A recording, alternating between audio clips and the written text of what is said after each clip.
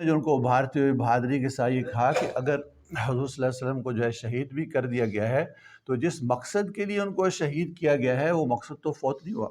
تو تم جو ہے اٹھو اور اللہ کے لیے جو ہے جہاد کرو۔ تو خود جو ایسی بہادری کے ساتھ جو ہے وہ لشکر کی طرف سے بڑھے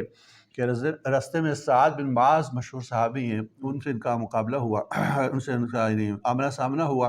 اور انہوں نے پوچھا کہ ابو عمر تم جو ہے کس ارادے سے جا رہے ہو؟ تو انہوں نے کہا کہ اے سعد، جنت کی خوشبو احد کے پہاڑ سے آ رہی، کہ احد کے پہاڑ سے میں جنت کی خوشبو جو ہے وہ سونگھ رہا ہوں، اور ایسی بہادری سے جو ہے دشمن کے لشکر کے اندر جو ہے گھسے کہ جو ہے مقابلہ کرتے ہوئے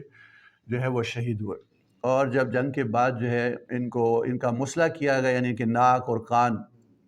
اور سارے جسم کو جو ہے اس طرح سے اس کے اوپر زخم تھے کہ پہچانے نہ جاتے تھے، اور ان کی بہن نے ان کی انگلیوں کے پوروں سے جو ہے ان کو پہچانا۔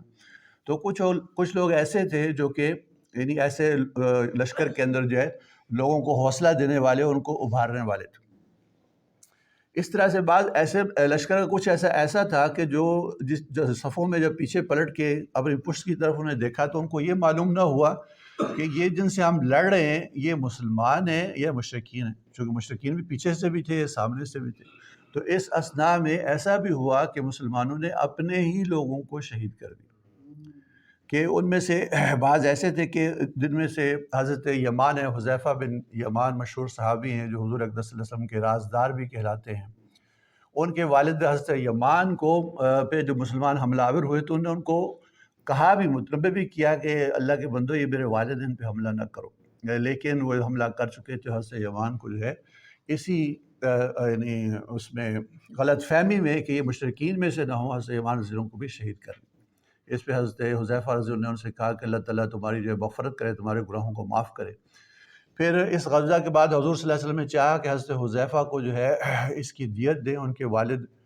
کے شہید ہونے کی، تو آپ صلی اللہ علیہ وسلم نے کہا کہ یہ دیت جو ہے مسلمانوں پہ صدقہ ہے۔ تو حضرت حذیفہ رضی اللہ عنہ کے بارے میں مشہور ہے کہ یہ جذبات سے مغلوب نہ ہوتے تھے، کوئی کیسا بھی جذبہ ہو، خوشی کا ہو یا غم کا ہو،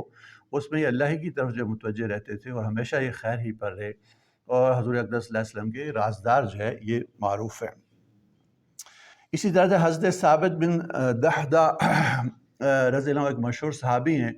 انہوں نے اپنے انصاری صحابہ کو جو پکارا کہ دیکھو اگر حضور اقدس صلی اللہ علیہ وسلم شہید بھی ہو گئے ہیں تو اللہ تعالیٰ تو حی القیوم ہے، ہمیشہ زندہ ہمیشہ رہے گا، تو جس مقصد کے لیے اللہ کی رضا کے لیے حضور صلی اللہ علیہ وسلم نے ہمیں جہاد کے لیے نکالا تھا وہ مقصد تو ابھی موجود ہے، تو تم مسلموں کے اوپر حملہ کرو۔ اور اس طرح سے لوگوں کو جو ہے اس بہادری کے اوپر جو ابھارا، تو یہ چند صحابہ تھے جنہوں نے کہ دوبارہ سے جہاد کے لیے لوگوں کو جو ہے یعنی حوصلہ دلایا۔ اسی طرح سے وہ لوگ جو بالکل اول صفوں میں مشرکین کے ساتھ جہاد کرتے تھے، جن میں سے حضرت ابوبکر صدیق رضی اللہ عنہ ہیں، حضرت عمر فاروق رضی اللہ عنہ ہیں، حضرت علی رضی اللہ عنہ ہیں،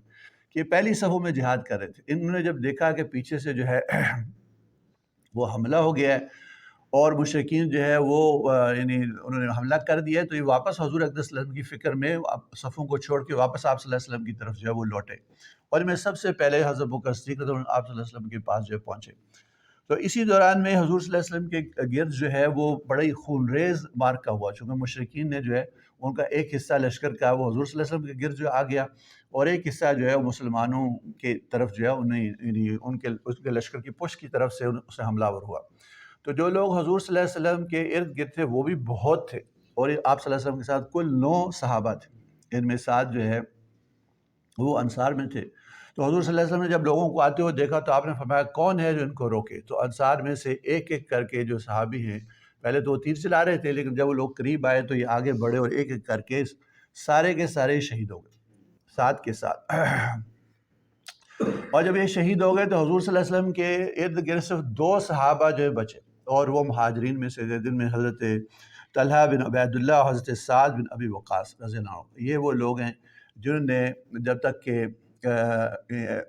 مجاہدین کا وہ دستہ جو اگلی صفوں میں جہاد کر رہا تھا وہ واپس آپ صلی اللہ علیہ وسلم کے پاس نہیں پہنچا، تو یہ 2 لوگ ہی تھے صرف